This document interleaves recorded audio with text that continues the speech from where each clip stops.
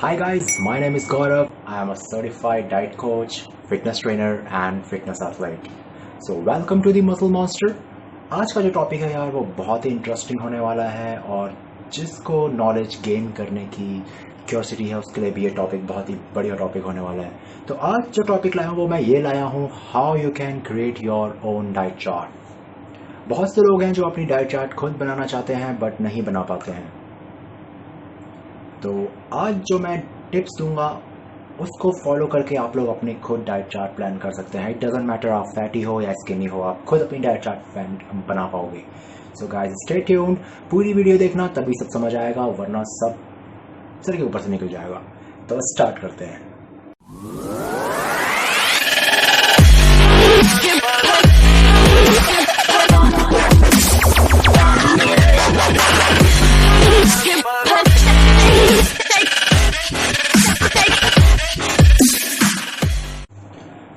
Okay तो guys बहुत से लोग हैं जो अपने खुद डाइट चार्ट बनाना चाहते हैं बट बना नहीं पाते हैं because they don't have proper knowledge.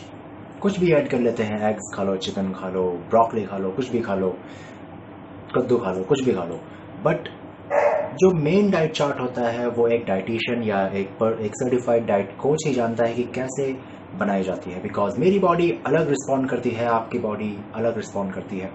बहुत से लोग हैं यार डाइट चार्ट बनवाना चाहते हैं बट बना नहीं पाते हैं बिकॉज डाइटिशियन या पर्सनल जो सर्टिफाइड डाइट कोच होते हैं वो काफ़ी ज़्यादा अमाउंट चार्ज करते हैं। It's not easy to afford that amount, सबके लिए इजी नहीं है। तो इसलिए मैं इस वीडियो में वो टिप्स दूंगा कि आप खुद अपनी डाइट चार्ट बना सकते हैं। हर किसी को फिट रहना है, आपको भी रहना है, आपके पड़ोसी को भी रहना है। तो यार ये जो टिप्स हैं ये सबके यूज आने वाले हैं। तो गाइस क्या करना चाहिए? सबसे पहले टिप, आपको प्लेंटी ऑफ वाटर पीना है, बहुत ज़्यादा पानी पीना है, कुछ भी हो जाए, at least 5 litre per day. Second tip, ये टिप गाइस थोड़ी प्रोफेशनल है, मीन्स इसमें हमें काफ़ी चीज़ें कैलकुलेट करनी पड़ती है बिकॉज मेरी बॉडी जो है वो डिफरेंटली एक्ट करती है, आपकी बॉडी डिफरेंट रिस्पॉन्ड करती है चीज़ों को। सबका मेटाबॉलिज्म अलग होता है, आपका अलग है, मेरा अलग है। तो सबसे पहले हमारा एम होना चाहिए कि हमें total daily energy expenditure calculate करना है। ये चीज़ कैसे कैलकुलेट करते हैं? इसके नीचे काफ़ी क्लासिफिकेशंस आती हैं। लाइक सबसे पहले हमें BMR कैलकुलेट करना पड़ता है, उसके बाद हम लोग thermic effect of food calculate करते हैं और उसके बाद हमको ये पता होना चाहिए कि थर्मिक इफेक्ट ऑफ एक्टिविटीज़ क्या है। अगर ये 3 चीज़ें हमारे पास आ गई तो हम उसके बाद ईजिली आपका टोटल डेली एनर्जी एक्सपेंडिचर निकाल सकते हैं। तो हर डाइटिशियन, हर प्रोफेशनल सर्टिफाइड डाइट कोच यही करता है। तो गाइस कैसे कैलकुलेट करें? सबसे पहला स्टेप था BMR। ये BMR क्या होता है? BMR है आपका बेसल मेटाबॉलिक रेट।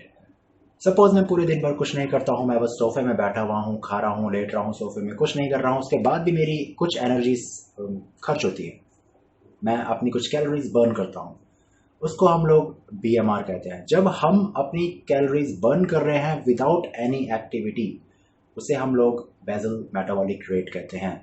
इसको हम लोग RMR के नाम से भी जानते हैं, रेस्टिंग मेटाबॉलिक रेट। ओके, तो हम इसके पीछे क्या है, मतलब फैक्ट्स क्या है? तो गाइस इसके पीछे फैक्ट्स ये हैं कि जब आप 20 के हो जाते हो, उसके हर डिकेड के बाद 2% आपका मेटाबॉलिक रेट डाउन होता है। Like I am 20 and another guys is 30। मैं 20 साल का हूं, दूसरा बंदा 30 साल का है, तो मेरा मेटाबॉलिक रेट उस 30 साल के बंदे से हाई होगा। अब जब वो 30 साल का हो गया है तो उसका मेटाबॉलिक रेट 2% कम होता रहेगा हर डिकेड पे। मीन्स अभी 30 पे है तो उसका 2% कम हुआ है, फिर वो 40 पे होगा तो और 2% कम होगा। सेकंड कंडीशन ये आती है गाइस कि जिसकी जितनी ज़्यादा लीन मसल बॉडी होगी उसका मेटाबॉलिक रेट उतना हाई होगा। अगर कोई फैटी गाय है और मैं मस्कुलर गाय हूँ तो मेरा जो मेटाबॉलिक रेट है वो हाई होगा as compare to fatty guy, because muscles जो है वो मोर एनर्जी कंज्यूम करती है वर्क करने के लिए। ओके, तो यार हम लोग अब क्या करेंगे? हम लोग अब सीखेंगे कि कैसे BMR कैलकुलेट करना चाहिए, क्योंकि मेन इंपॉर्टेंट तो यही है ना कि हमें पता होना चाहिए हाउ टू कैलकुलेट BMR। अगर हमारे पास BMR आ गया, बाकी कंपोनेंट्स आ गए, तो ईजिली हम लोग अपना total daily energy expenditure calculate कर सकते हैं और उसके अकॉर्डिंग अपना डाइट चार्ट बना सकते हैं। तो यार कैसे करते हैं कैलकुलेट BMR? बहुत सिंपल है गाइस। दो बड़े बड़े साइंटिस्ट हैं, उन्होंने बहुत ही भयंकर से फार्मूलाज दिए हैं जो एक नॉर्मल बंदे के लिए याद करना बहुत मुश्किल है, सर घुमा देता है। बट डरने की कोई बात नहीं है, मेरे पास एक इजी फार्मूला भी है जो कि होता है, हम क्या करते हैं, जो हम मतलब डाइटिशियन हो गया या पर्सनल डाइट कोच हो गए, वो लोग क्या करते हैं, वो लोग आपका जो वेट है केजी को कन्वर्ट करते हैं सबसे पहले पाउंड में, और उसके बाद उसे मल्टीप्लाई कर देते हैं 10 से। So suppose my weight is 75 kg, तो approximately 1 pound is equal to 2 LBS, suppose means approximate, और उसके बाद हम लोग उसे मल्टीप्लाई कर देंगे तो वो बनेगा 150 LBS, means this is my body weight, near around 150 LBS. Now we need to multiply into 10, so 150 into 10 is equal to 1500. So this is my approximate BMR. मैं एक दिन में इतनी कैलोरीज खर्च कर रहा हूँ बिना कुछ करे। ओके, अब हम लोग क्या करेंगे, एक कंपोनेंट हमें आ गया है, हमें पता चल गया है कैसे कैलकुलेट करना है। इसका फॉर्मूला था BMR is equal to weight in LBS multiply by 10। अगला कंपोनेंट था हमारा थर्मिक इफेक्ट ऑफ फूड।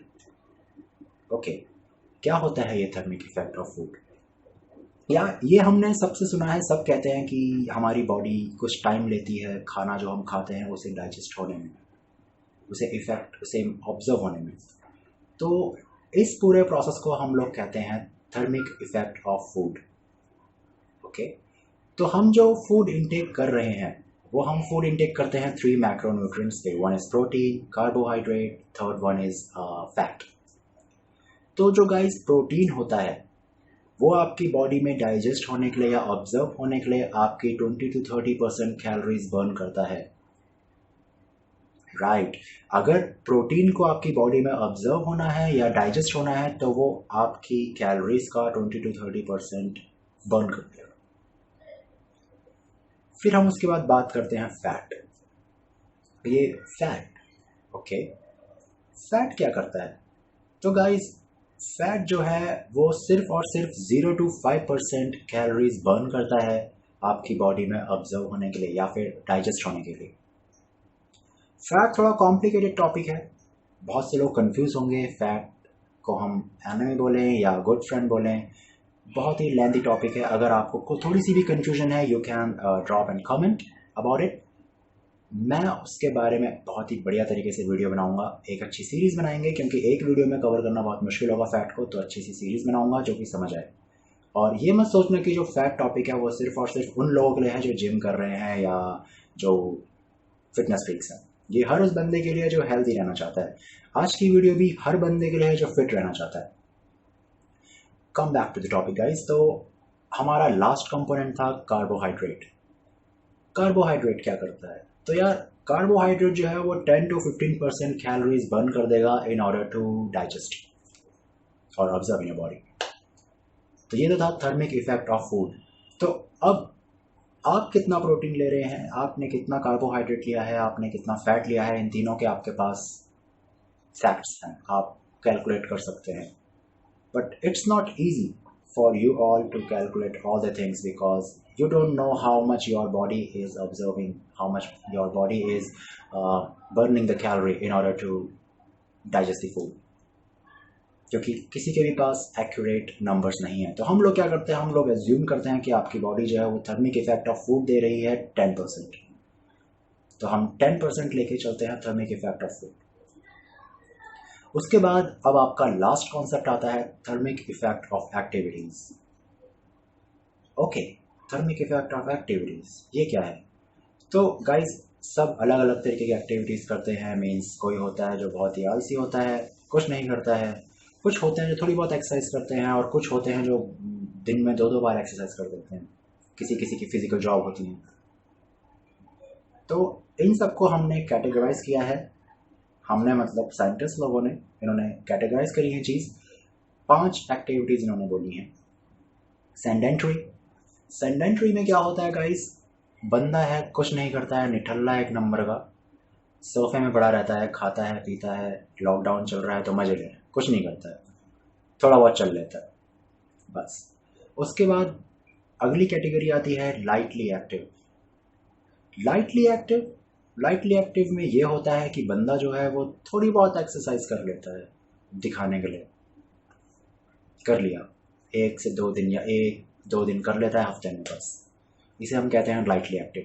उसके बाद अगला जो सेगमेंट आता है वो है guys moderate active. Moderate active क्या होता है? मॉडरेट एक्टिव वो बंदा जो वर्कआउट कर रहा है 3 से 5 दिन इन अ वीक, मॉडरेट एक्टिव। थोड़ी बहुत एक्सरसाइज कर लेता है 3-5 दिन हफ्ते में कर लेता है। उसके बाद अगला जो अपना कंपोनेंट आता है वो है वेरी एक्टिव।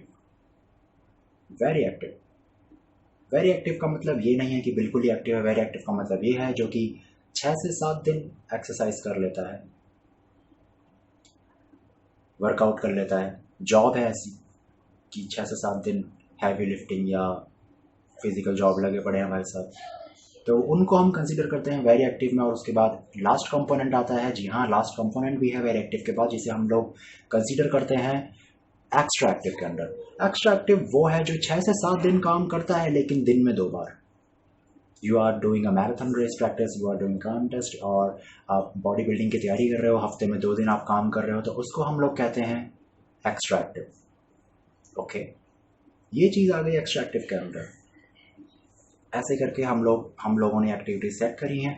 इसके बाद हम लोगों के पास ये पता चल चुका है कि टाइप्स ऑफ एक्टिविटीज़ क्या होती हैं, इनके अलग अलग फॉर्मूलेज हैं, हमें कैलकुलेट करना होता है। फिर उसके बाद हम लोग फाइनली हमारे पास इन सब चीज़ों को मिक्स करके, इन सब चीज़ों को कैलकुलेट करके हमारे पास सामने आता है total daily energy expenditure. Total daily energy expenditure आने के बाद आप लोग इजीली अपना डाइट चार्ट बना सकते हो, और जो कि मैं कंटिन्यू करने वाला हूँ अगली वीडियो में, बिकॉज ये बहुत ज़्यादा लंबी वीडियो होने वाली है। तो stay tuned guys, this is the part 1, part 2 is going to come very soon, so just stay connected, stay tuned। और अगर वीडियो अच्छी लगी तो यार लाइक और सब्सक्राइब करना मत भूलना, और शेयर करो जितना कर सकते हो, जिससे कि हर किसी के पास ये नॉलेज जाए और अपनी डाइट चार्ट खुद मेंटेन कर सके। So guys, part 2 is on the way।